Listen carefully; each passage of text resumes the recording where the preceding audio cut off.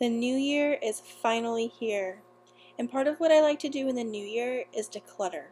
But that doesn't only mean all of my physical items that I have, I also need to declutter my technology too. And one thing I have too much of is backstocked videos.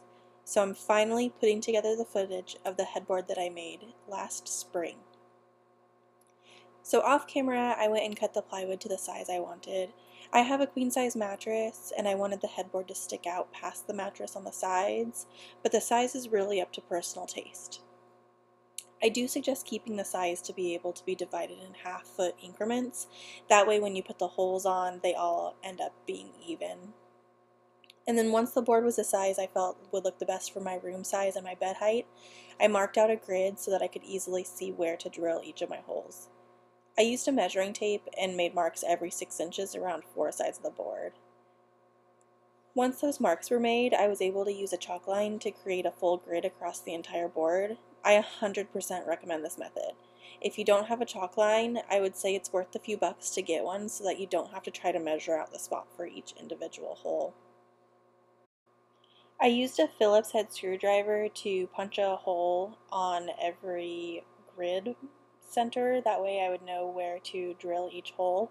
It helps keep your spade bit in line when you're starting it, and then also as the chalk line disappears, because you have to wipe off all of the sawdust, it helps keep you on track and able to make sure that you don't miss any. I ended up using a 1-inch spade bit for the holes, which ended up being really difficult because the drill I was using doesn't have the power needed and I had to replace the battery every few holes.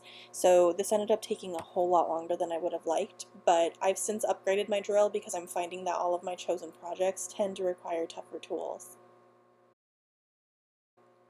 After drilling the holes, I sanded the entire board to get rid of any burrs, and I will say this 100 times, sanding is the most important part of your project. Do not do a sanding project with only one grit. Make sure to spend the time sanding your projects because it can make a good project look really bad if you don't spend the time on the extra touches. I will admit, sanding is my least favorite part of every project, but I know that it's so necessary. Finally, it was time to stain the board. I stained both the front, sides, and inside of each drilled hole. I didn't bother staining the back because I didn't feel that it was needed since I'm permanently mounting this to my wall, but that's definitely down to personal taste. Hanging the headboard required the help of my partner because the weight of the board, I wasn't able to lift it on my own up onto the wall. We ended up drilling 2x4s into the studs, 3 of them, 1 on the top, then 2 on the sides, and then we used L brackets to hang the headboard onto those 2x4s. So the L brackets we screwed back into the board, and then we screwed them down into the brackets. At the bottom of the headboard, we ended up taking screws and going straight through the front of the headboard to those 2x4s for the extra stability. Those screws end up getting covered by pillows, so I don't really mind them. I suggest it to keep it on your wall. We live in earthquake country, so I don't really want something that's going to be able to shake around and fall down onto my head. If you want to see more of the projects I'm taking on around my house, subscribe to this channel, and if you ever have questions about my projects, leave a comment below and I'll try to respond.